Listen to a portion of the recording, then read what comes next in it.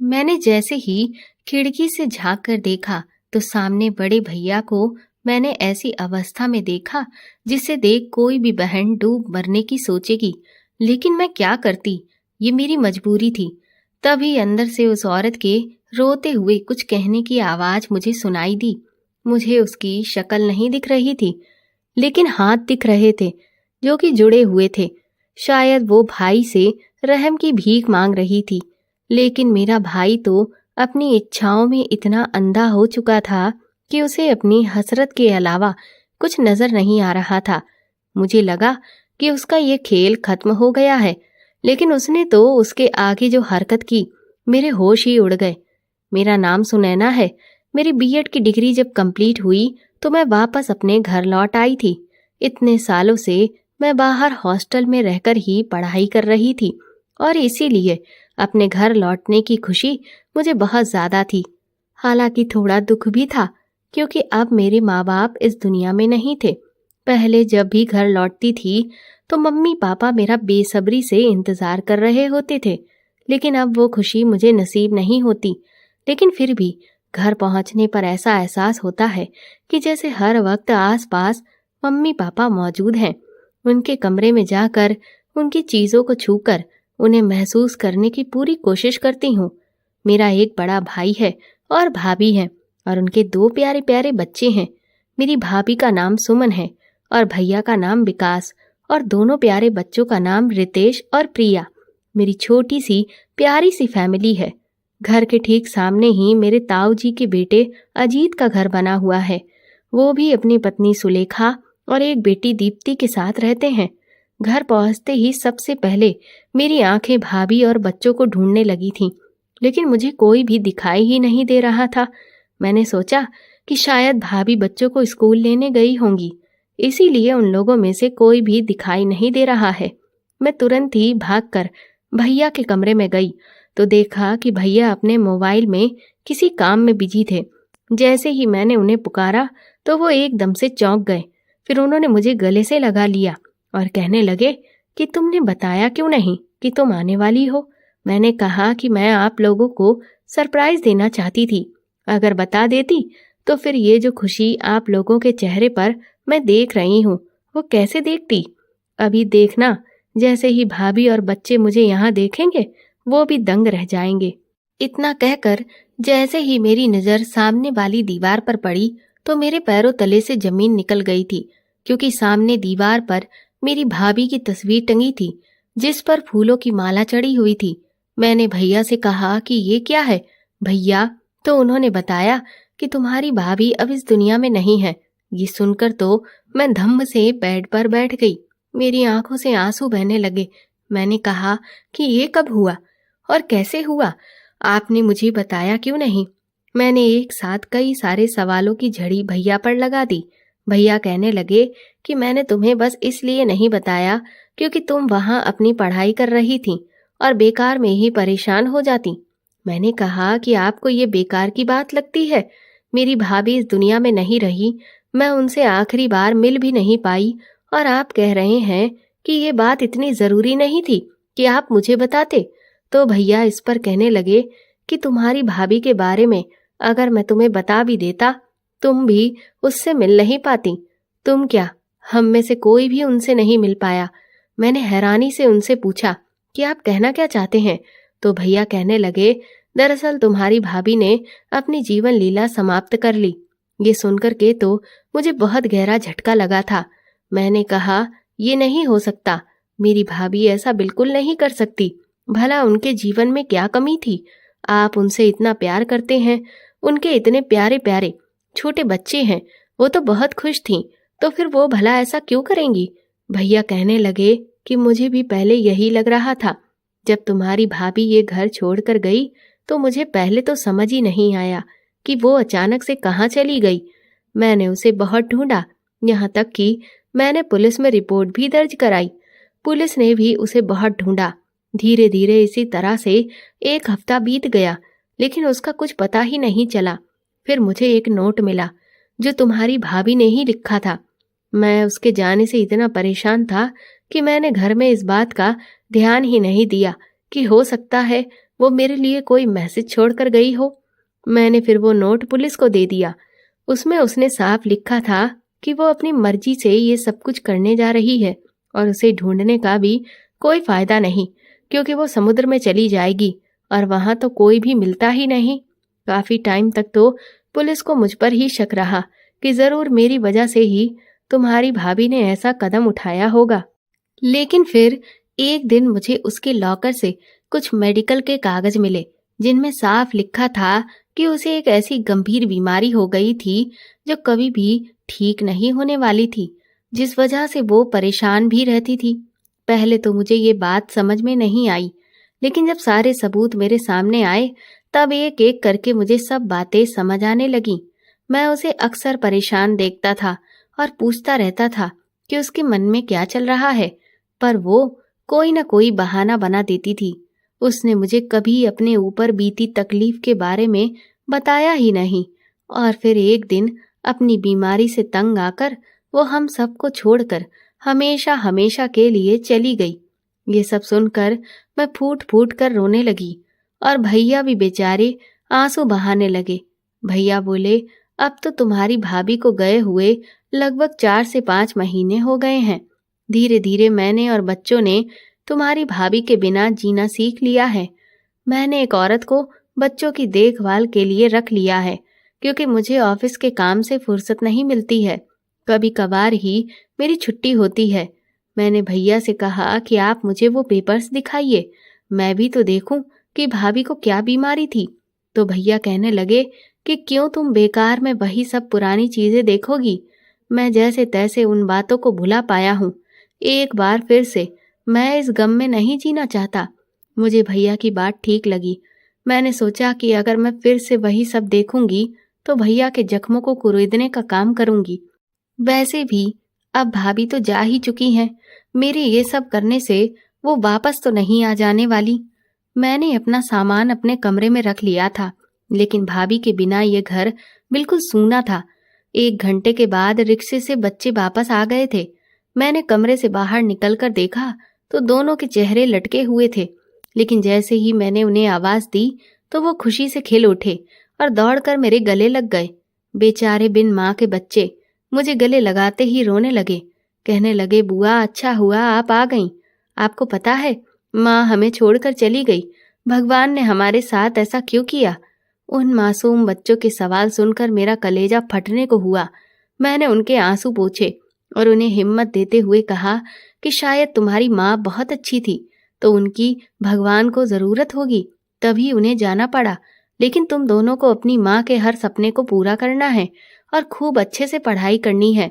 मैंने सोच लिया था कि अब मैं दोनों बच्चों का अच्छे से ख्याल रखा करूंगी।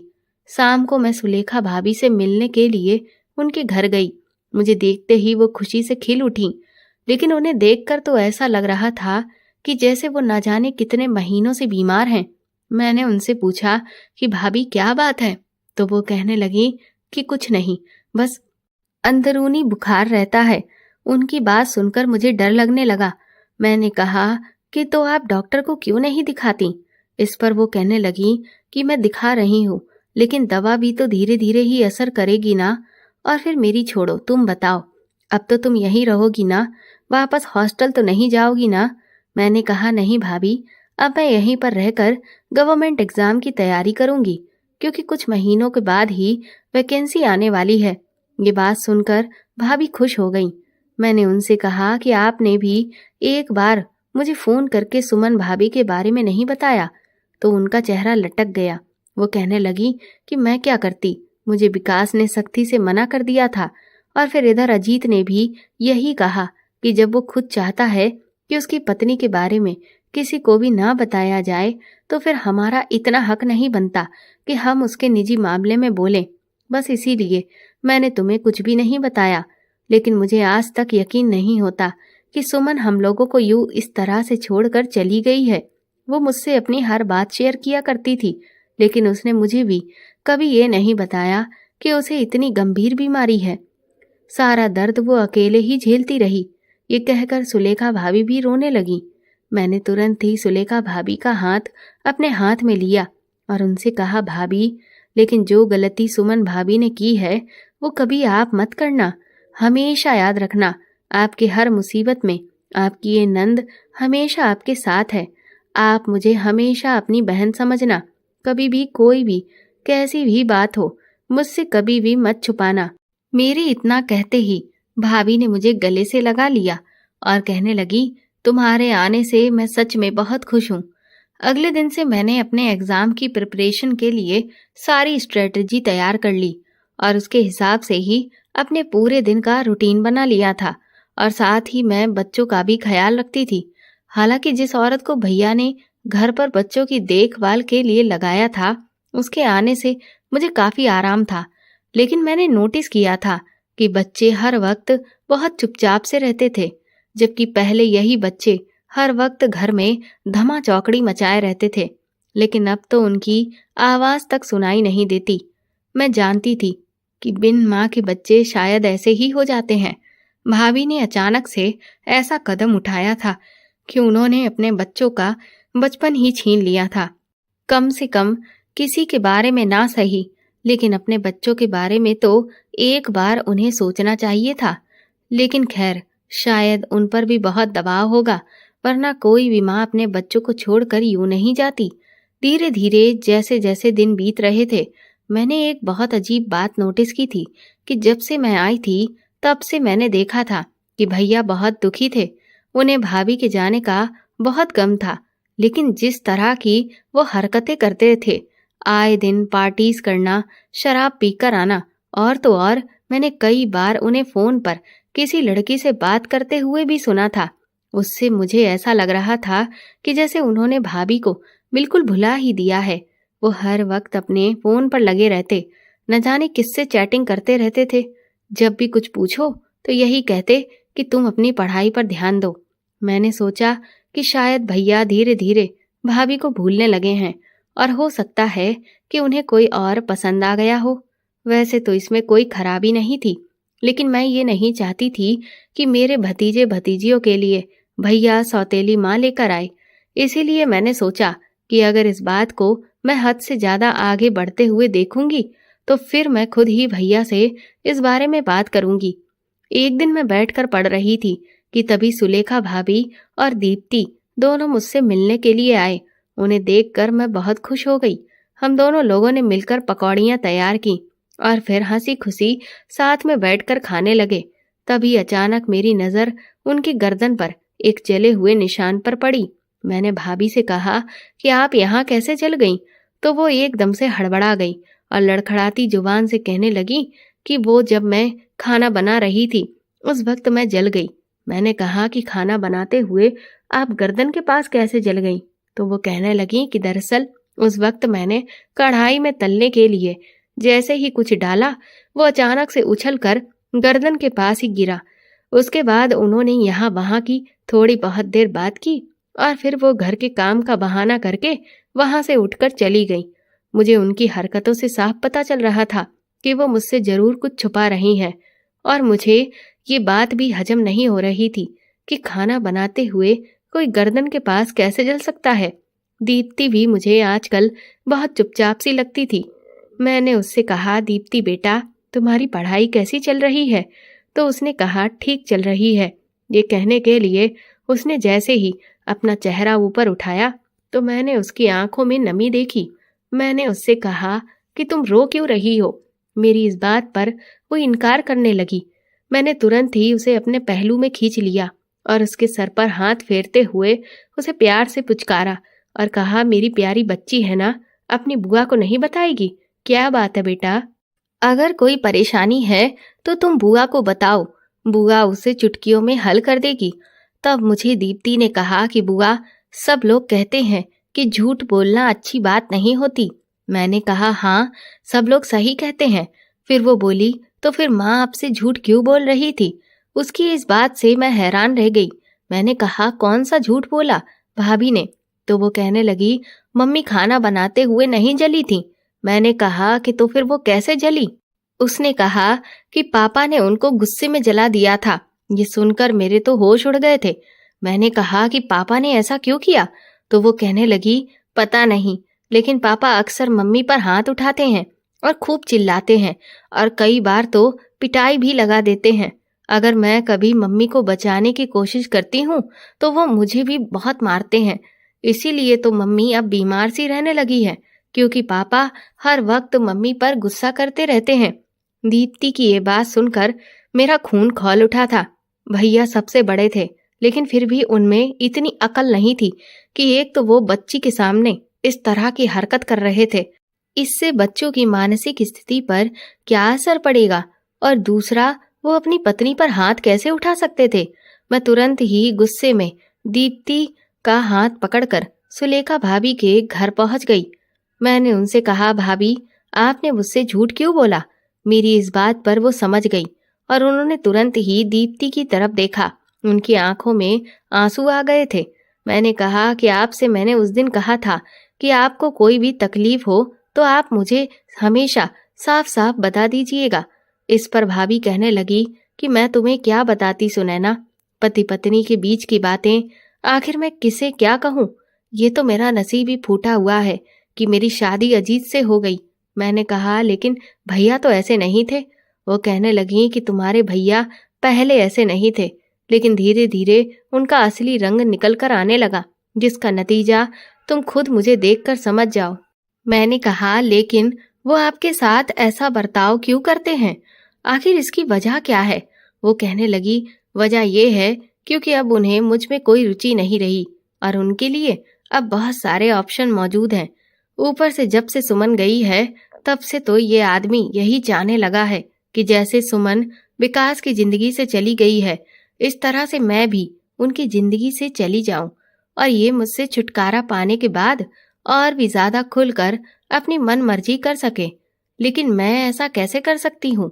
ऐसे तो मेरी बच्ची का जीवन खराब हो जाएगा। जी तो मेरा चाहता है कि मैं इस आदमी को तलाक दे दूं, लेकिन तलाक देकर भी मैं कहाँ जाऊंगी। मायके में भी मेरा कोई सहारा नहीं है और मैं तो नौकरी भी नहीं करती हूँ। सच बताऊं तो अब मुझे अपने उस फैसले पर बहुत अफसोस होता है।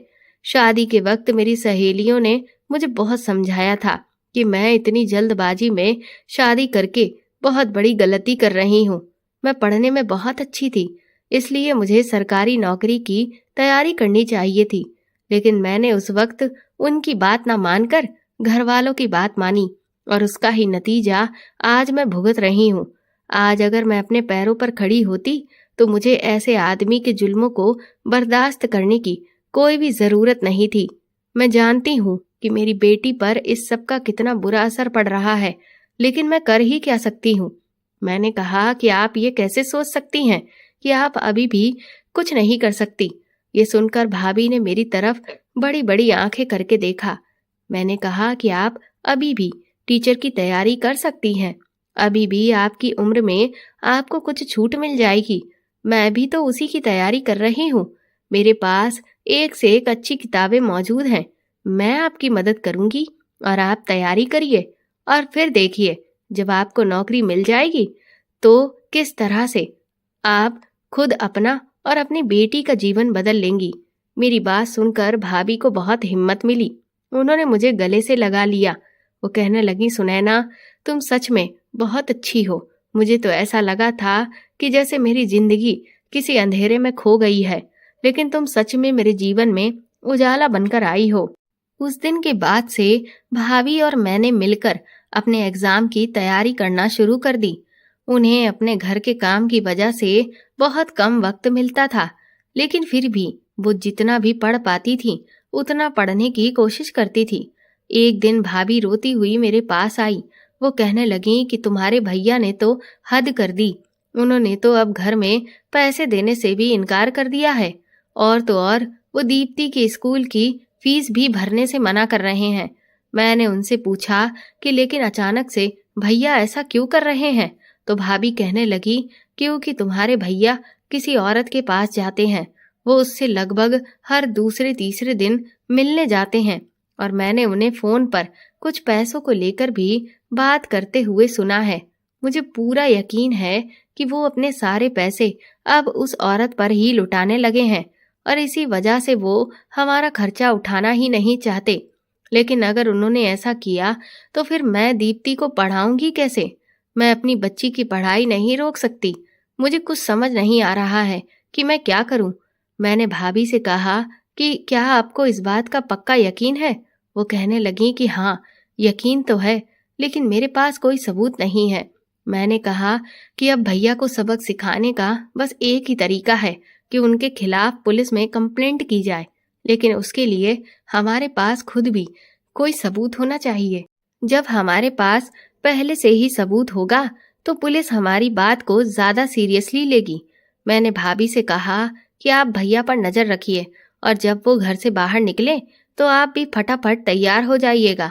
हम उनका पीछा करेंगे और देखेंगे कि आखिर वो कहाँ जा रहे हैं। अगले दिन हमने ऐसा ही किया।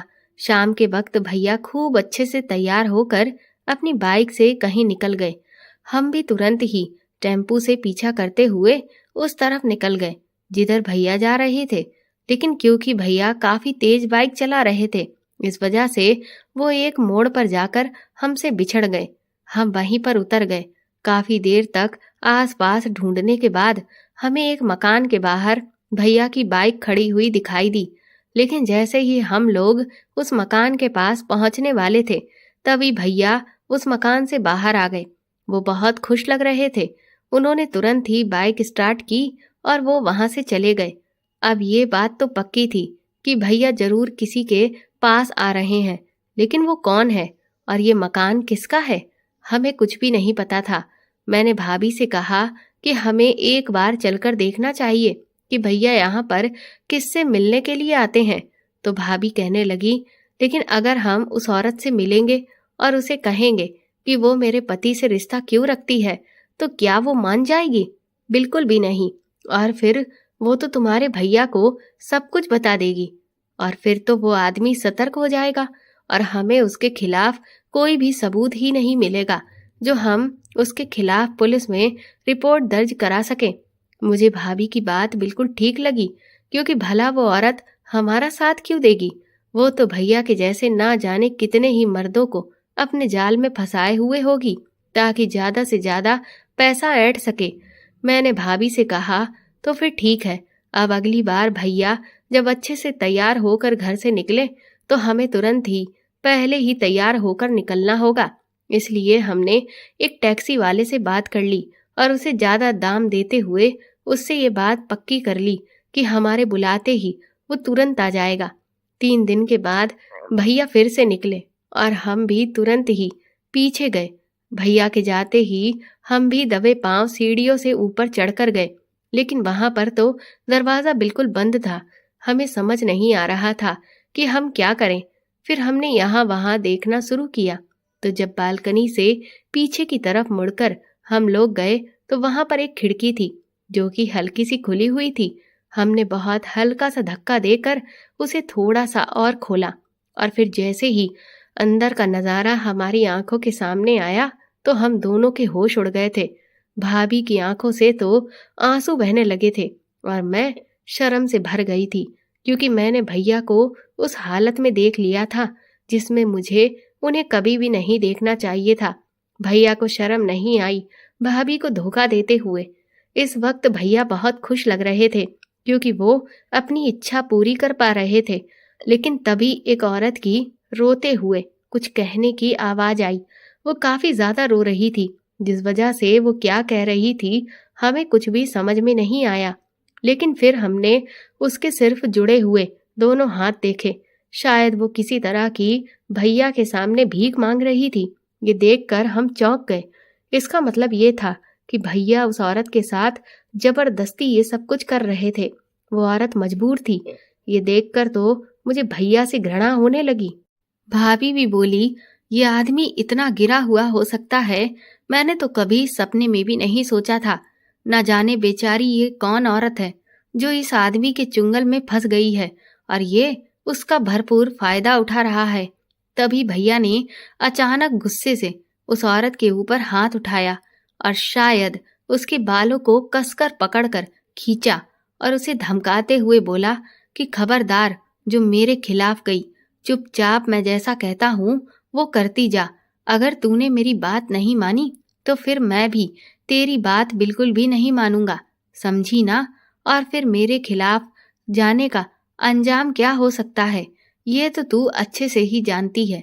ये कहते हुए भैया ने उस औरत को दूसरी तरफ पटक दिया और अपने चेहरे पर विजयी मुस्कान लेकर वो अपने कपड़े ठीक करके कमरे से बाहर निकल आए और तुरंत ही उतरकर बाइक से चले गए। भाभी ने कहा कि सुनैना, हमें इस औरत से मिलना चाहिए। न जाने बेचारी कौन है जिसका ये गिरा हुआ आदमी फायदा उठा रहा है। हमें इसे भी बचाना होगा, नहीं तो ये आदमी इस औरत को भी पूरी तरह से बर्बाद कर देगा। मुझे भाभी की बात ठीक लगी, इसीलिए मैं तुरंत ही भाभी के साथ उसके दरवाजे पर पहुंची। 2-3 बार दरवाजा खटखटाने के बाद जैसे ही दरवाजा खुला तो हमने सामने वो देखा जिसके बारे में हम कभी सपने में भी नहीं सोच सकते थे। हम दोनों पर तो जैसे बिजली ही गिर गई थी। ऐसा लगा कि जैसे जमीन हिल गई हो। हमारे हाथ पैर कांपने लगे थे। तकरीबन 1 घंटे के बाद हम घर पहुंचे, लेकिन हमें नहीं पता था कि घर पहुंचने के बाद हमें एक और बहुत बड़ा तगड़ा झटका लगने वाला था। एक ही दिन में हम पर इतनी बार बिजली गिर चुकी थी, इसके बारे में हम कभी सोच ही नहीं सकते थे। मैं जैसे ही घर पहुंची, मुझे अपने भैया विकास के कमरे से किसी लड़की की आवाज सुनाई दी रही थी। मैंने जब कमरे में झांक कर देखा तो विकास भैया उस वक्त एक लड़की के साथ बैठे हुए थे। वो दोनों खूब जोर जोर से हंस रहे थे और भैया उस लड़की को रिझाने की कोशिश कर रहे थे। वो लड़की मेरी मरी हुई भाभी के बारे में पूछने लगी तो भैया ने आगे जो कहना शुरू किया उसे सुनकर मेरे पैरों तले से जमीन निकल गई। भैया कहने लगे, ये सब कुछ मैंने तुम्हारी खातिर ही तो किया है। देखा तुमने कि मैं कितना दिमाग वाला हूँ। सांप भी मर गया और लाठी भी नहीं टूटी। अगर मैं उस औरत को खुद से तलाक देता तो वो कभी भी मेरी जान नहीं छोड़ती, और ऊपर से हो सकता है मुझ पर पुलिस केस हो जाता और फिर तो मुझे उसे कंसेशन के पैसे देने पड़ते, उसका आधा खर्चा उठाना पड़ता। लेकिन मैंने जो तरकीब अपनाई उससे वो अपने आप मेरी जिंदगी से चली गई और मुझे कोई नुकसान भी नहीं उठाना पड़ा। इस पर वो लड़की कहने लगी कि मुझे तो अभी भी यकीन नहीं आता कि तुमने ये सब इतनी आसानी से कर लिया, लेकिन तुमने ये किया कैसे? भैया बोले कि मैंने बहुत दिमाग लगाया और फिर मैंने सुमन को खाने में कुछ ऐसी दवाइयां देना शुरू किया जिससे उसे ये लगे कि वो दिन ब दिन बीमार पड़ रही है। फिर मैं उसे डॉक्टर के पास चेकअप के लिए लेकर गया और वहां मैंने डॉक्टर को पैसे देकर उसकी ऐसी रिपोर्ट बनवाई जिससे ये साबित हो जाए कि वो बस कुछ महीनों की मेहमान है और वो कभी ठीक नहीं होने वाली। मैं सुमन को बहुत अच्छे से जानता था कि वो मुझे बिल्कुल भी कोई टेंशन नहीं देना चाहती थी, इसीलिए उसने मुझे अपनी बीमारी के बारे में नहीं बताया। वो बीमारी जो उसे कभी थी ही नहीं, लेकिन इधर मैं उसे ऐसी दवाइयां लगातार देता रहा जिससे उसे बहुत तकलीफ हो और उससे वो तकलीफ झेली ना जाए। और फिर एक दिन उसने खुद वही फैसला किया जो मैं चाहता था और बस फिर वो हमेशा हमेशा के लिए मेरी जिंदगी से चली गई। और आज देखो, मैं आराम से तुम्हें अपनी जिंदगी में शामिल कर सकता हूँ। अब हम दोनों के बीच में कोई भी रुकावट नहीं है। ये कहते हुए भैया और वो लड़की एक हो गए। मैं तुरंत ही वहां से पीछे हटी। मैं कभी सोच भी नहीं सकती थी कि मेरे दोनों भाई इतने गिरे हुए निकलेंगे, लेकिन अब मैं इनमें से किसी को भी नहीं छोड़ने वाली थी, क्योंकि इन लोगों में से किसी ने भी रिश्ते की लाज नहीं रखी थी और इसीलिए अब इन्हें इनके किए की सजा दिलाने का वक्त आ चुका था। हम लोग तुरंत ही पुलिस स्टेशन पहुंचे। वहां पहुंचते ही जैसे ही सीनियर इंस्पेक्टर ने मेरे साथ आए हुए शख्स को देखा तो वो भी हैरान रह गए। इससे पहले कि वो कुछ कहता, मैंने उनसे कहा, जी इंस्पेक्टर साहब, मेरी भाभी सुमन जिंदा है। उन्हें भी समझ नहीं आ रहा था कि ये सब कैसे हो गया। वो कहने लगे, इसका मतलब आप समुद्र में डूबी नहीं थी? तो मैंने सुमन भाभी से कहा कि कम से कम अब तो आप सब कुछ सच सच बताइए। उसके बाद मेरी भाभी सुमन ने जो कुछ भी बताना शुरू किया उसे सुनकर पुलिस स्टेशन में मौजूद हर शख्स के होश उड़ते चले गए। और ना सिर्फ पुलिस बल्कि मैं और सुलेखा भाभी भी उनकी कहानी सुनकर रो पड़े थे। सुमन भाभी ने बताया कि उन्हें जब ये पता चला कि उन्हें ऐसी गंभीर बीमारी है जो कभी ठीक नहीं हो सकती, तो उन्हें अपने बच्चे और पति के लिए बहुत डर लगने लगा। लेकिन धीरे धीरे उस बीमारी की वजह से उनके शरीर में दर्द बढ़ता जा रहा था, जिसे वो सहन ही नहीं कर पा रही थी। फिर एक दिन मेरे दिल में ये ख्याल आया कि अगर मैं घर पर रही तो कभी ना कभी तो मेरे पति और बच्चों को मेरी बीमारी के बारे में पता चल जाएगा, क्योंकि मैं कब तक अपनी तकलीफ को उनसे यूं छुपा कर रखूंगी। इसलिए मैंने फैसला किया कि अब मैं इस दर्द भरी जिंदगी से छुटकारा पा लूंगी। उसके बाद मैं अपने पति के नाम एक आखिरी नोट लिखकर समुंदर की तरफ निकल गई। लेकिन मैं जैसे ही समंदर में कूदने वाली थी कि तभी वहां एक लड़की ने आकर मुझे बचा लिया। वो मुझे शांत कराकर अपने साथ अपने घर ले गई। मैंने उसे अपनी पूरी कहानी बताई तो उसने कहा कि तो अब तुम क्या करोगी? मैंने कहा करना क्या है, जब तक ऊपर वाले ने जिंदगी दी है एक एक दिन काट लूंगी।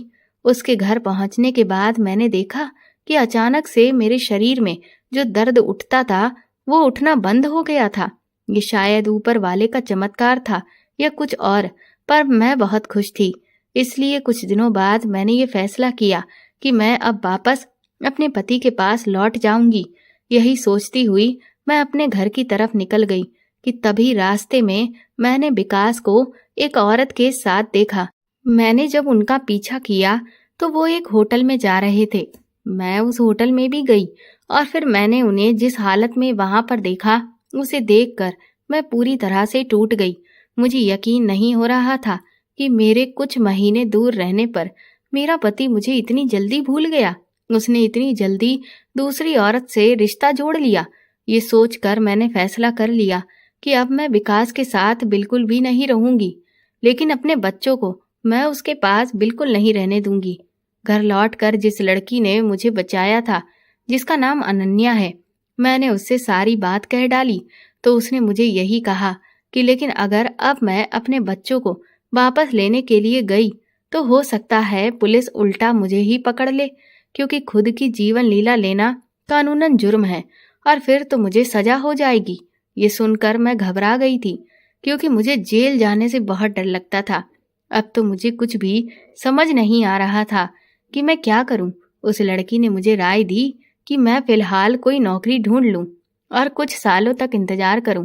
जब ये मामला अपने आप ठंडा हो जाएगा तब मैं सामने से जाकर अपने पति से इस बारे में बात कर लूं।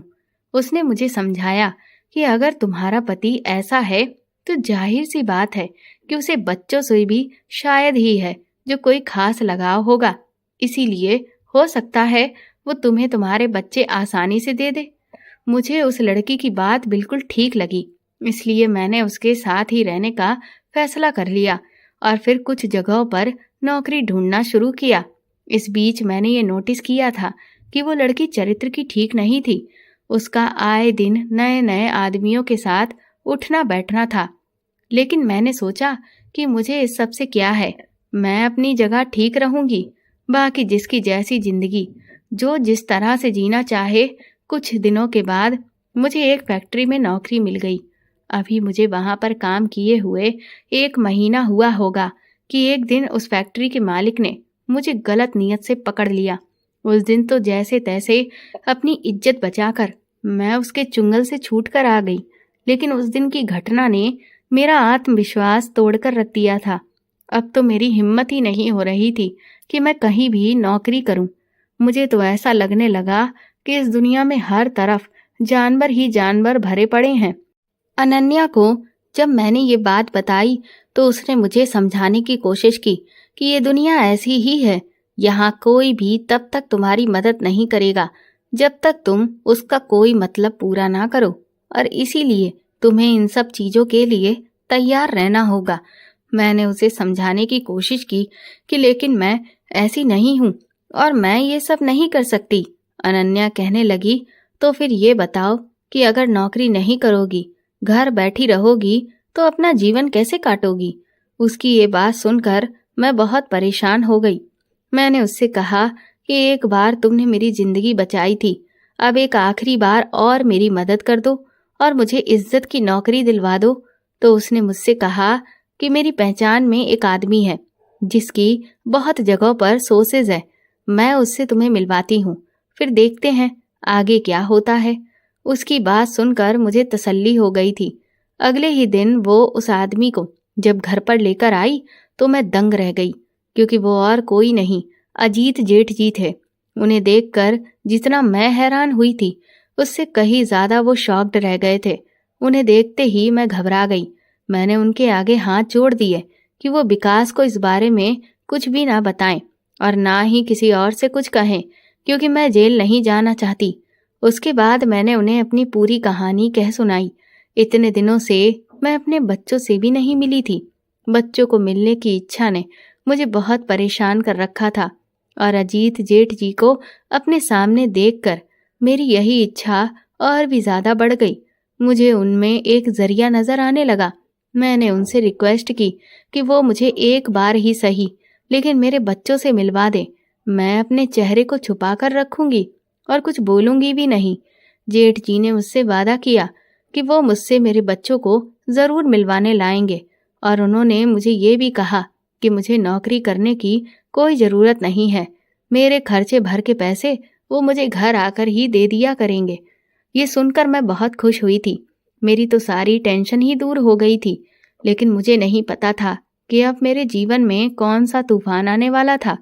अगले दिन ही जेठ जी मेरे कमरे पर आए और उन्होंने मेरे सामने ये शर्त रखी कि वो मेरी मदद तभी करेंगे जब मैं भी उनकी इच्छा को पूरा करूंगी।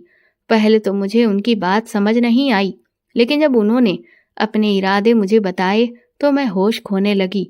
मैंने उनसे कहा कि आपको शर्म नहीं आती? मैं आपकी बहू हूं और आप मुझ पर गलत नजर डालते हैं। लेकिन वो कहने लगे कि इस दुनिया में मुफ्त में कुछ भी नहीं मिलता, और फिर मैं तो तुम्हारी कितनी बड़ी मदद करूंगा, तो क्या उसके बदले में तुम ये भी नहीं कर सकती? और अब कौन सा तुम्हारा विकास से रिश्ता रहा है जो तुम मेरी बहू हो? मैंने उन्हें बहुत समझाया, लेकिन उस आदमी पर तो हैवान सवार था। उसने मुझे धमकी देना शुरू कर दिया कि अगर मैंने उसकी बात नहीं मानी तो वह मेरी सच्चाई सबके सामने ले आएगा और फिर मुझे जेल जाने से कोई नहीं रोक सकता, और फिर तो मुझे मेरे बच्चे भी नहीं मिलने वाले। ये सुनकर मैं बहुत बुरी तरह से घबरा गई और फिर उसके बाद वो आदमी लगभग हर दूसरे तीसरे दिन मेरा फायदा उठाने लगा। मैं हर बार उसके आगे हाथ जोड़ती, उससे मिन्नतें करती, लेकिन उस पर कोई भी असर नहीं होता। पिछले कई महीनों से वो मेरे साथ वो सब कर रहा था, लेकिन उसने एक बार भी मुझसे मेरे बच्चों को नहीं मिलवाया। हर बार वो मुझे अगली बार मिलवाने का बहाना बनाकर चला जाता था। भाभी की पूरी बात सुनकर वहां मौजूद हर व्यक्ति की आंखों में नमी आ गई थी। कोई सोच भी नहीं सकता था कि एक औरत जिसे अब तक हर कोई मरा हुआ समझ रहा था, उसका इस तरह से फायदा उठाया जा रहा था। या फिर ये कहना गलत नहीं होगा कि वो अपनी ममता की कीमत चुका रही थी। उसके बाद मैंने इंस्पेक्टर साहब को बताया कि मेरी भाभी को कोई भी बीमारी नहीं थी। ये सुनते ही सुमन भाभी मुझे हैरानी से देखने लगी। मैंने उनसे कहा, हाँ भाभी, दरअसल भैया किसी और लड़की के चक्कर में थे और वो आपसे छुटकारा पाना चाहते थे, इसीलिए उन्होंने आपकी सारी रिपोर्ट्स झूठी बनवाई थी। और तो और उन्होंने आपको ऐसी दवाइयां दी जिससे आपको हद से ज्यादा तकलीफ हो, इतनी कि आप उस दर्द को झेल ना पाएं और इस तरह का कदम उठा लें। और फिर आपने ठीक वही किया। मैंने तुरंत ही पुलिस को वो वीडियो भी सौंप दिया जो मैंने उस वक्त बनाया था जब भैया अपनी उस मासूका के सामने अपनी डींगे हाँक रहे थे। भाभी फूट फूट कर रो रही थी। वो कहने लगी कि मेरी एक बेवकूफ़ी ने सब कुछ खत्म कर दिया। मैंने कहा कि लेकिन इसमें आपकी कोई भी गलती नहीं है, ये सब कुछ भैया का किया धरा है। और तो और बड़े भैया भी इंसानियत के नाम पर कलंक निकले। उन्होंने तो रिश्तों की मर्यादा की भी लाज नहीं रखी। आपकी मदद करने की बजाय वो तो उल्टा आपका फायदा उठाने लगे। मैंने पुलिस से रिक्वेस्ट की कि मेरी भाभी ने जो भी कदम उठाया था वो बस मजबूरी में की गई एक बेवकूफ़ी थी। पुलिस ने भी इस बात को समझा और फिर वो हमें लेकर हमारे घर पहुंची। उन्होंने तुरंत ही विकास भैया को गिरफ्तार कर लिया। विकास भैया ने जब सुमन भाभी को अपनी आंखों के सामने जिंदा देखा तो उनके होश उड़ गए थे। इसीलिए वो एक बार फिर से अच्छा बनने का नाटक करने लगे और ऐसे दिखाने लगे कि जैसे सुमन भाभी को जिंदा देखकर वो बहुत खुश हैं। मैंने भैया से कहा कि आपकी पूरी सच्चाई अब खुल चुकी है, इसीलिए अब ये ड्रामा करने की कोई ज़रूरत नहीं है। पुलिस ने अजीत भैया को भी गिरफ्तार कर लिया और फिर जब उनकी मेडिकल जांच हुई तो उसमें उनकी करतूत साफ साफ खुलकर आ गई थी। मैंने अपने जीवन में पहली बार आदमी का ऐसा घिनौना रूप देखा था।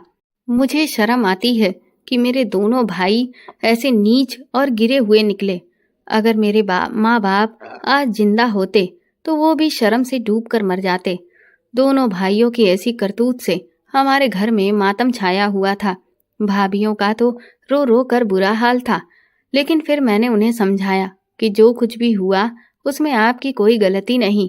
किसी दूसरे इंसान की बुराई को आप अपने कंधों पर भला क्यों ढो रही हैं? इसीलिए आप अपने अतीत को पीछे छोड़िए और अपने बच्चों में अपनी खुशियां ढूंढिए। मेरी बात दोनों भाभीियों को समझ आ गई। कुछ ही समय के बाद हमारा पेपर हुआ और मेरी और सुलेखा भाभी की नौकरी लग गई। हमारे घर में एक बार फिर से खुशियां आ गई थीं। सुलेखा भाभी और मैं अपने पैरों पर खड़े होकर बहुत खुश थे। अब मैं सुमन भाभी और उनके दोनों बच्चों का पूरा खर्चा उठा रही हूँ, लेकिन साथ ही भाभी ने भी एक प्राइवेट स्कूल में नौकरी करना शुरू कर दिया है। हमारे जीवन से अब सारा छल कपट दूर चला गया है और हम सुकून की जिंदगी गुजार रहे हैं। तो दोस्तों, आपको ये कहानी कैसी लगी हमें कमेंट करके ज़रूर बताएं और इस कहानी को ज़्यादा से ज़्यादा शेयर और लाइक करके प्लीज़ मेरे चैनल को सपोर्ट करें।